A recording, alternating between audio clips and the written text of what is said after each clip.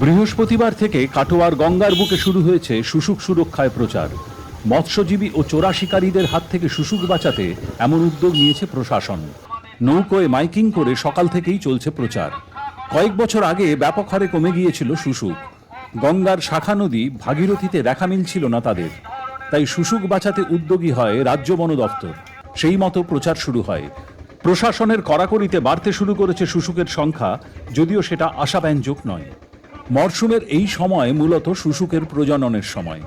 গঙ্গার শাখা নদীগুলিতে এই প্রাণী পাওয়া যায়। শুশুককে গাঙ্গেয় ডলফিন বলা হয়ে থাকে। কাটোয়ায় অজয় ভাগীরথীর মিলনস্থল শুশুকদের প্রজননের আদর্শ জায়গা হিসেবে পরিচিত। তাদের বংশবৃদ্ধিতে যাতে কোনো রকম ব্যাঘাত না ঘটে, তাই এমন ব্যবস্থা করেছে বন দফতর। মাইকিং করে মৎস্যজীবী ও ভেসেল সার্ভিসের কর্মীদের বিষয়টি নিয়ে সতর্ক করে দেওয়া হয়। বন দফতরের তথ্য থেকে জানা যায় যে গত এক বছরে 9টি শুশুক মারা গেছে। বর্তমানে কাটোয়ার কল্যাণপুর থেকে নবদ্বীপ পর্যন্ত গঙ্গায় 29টি শুশুকের বসবাস রয়েছে। বন দফতরের কাটোয়া শাখার কর্মীদের দাবি, কখনো মৎস্যজীবীদের জালে আটকা পড়ে, কখনো আবার নৌকো বা ভেসেলের আঘাতে শুশুক আহত হচ্ছে, অনেক সময় মারাও যাচ্ছে। আজকে আমরা বন দপ্তরের পক্ষ থেকে ডলফিন সংরক্ষণের জন্য প্রচার শুরু করেছি, যাতে মৎস্যজীবীদের উদ্দেশ্যে, যাতে আমাদের এই সময় ডলফিনের মিটিং সিজন চলছে, এই সময় ডলফিনদের কোনোভাবে যেন না বিরক্ত করে বা উত্ত্যক্ত করে বা হত্যা করে, যাতে সংরক্ষণ করা যায় বা তারা নির্বিঘ্নে গঙ্গাতে থাকতে পারে, বসবাস করতে পারে।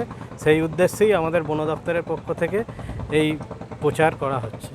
এখানে কোন জায়গায় করছেন এটা সাকাইঘাট, গঙ্গা আর অজয়ের সঙ্গমস্থল, যেখানটা হচ্ছে ডলফিন পয়েন্ট, যেটা আমরা বলি ডলফিন সচেতনতা কেন্দ্র।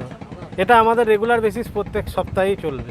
বলছি, মাসখানেক আগে দেখা গেছে দুটো ডলফিন নদীর ওপারে মরে পড়েছিল। হ্যাঁ, মানে সেটার জন্য আমরা কী করি? ওটা আমাদের বন দপ্তরের পক্ষ থেকে নদিয়া মুর্শিদাবাদের ডিভিশনে ওনারা ওটাকে রেস্কিউ করে নিয়ে গিয়ে আমাদের যে ডিপার্টমেন্টাল প্রসিডিওর আছে সেটা করেছিলেন। কীভাবে এই ডলফিনগুলো মারা যাচ্ছে?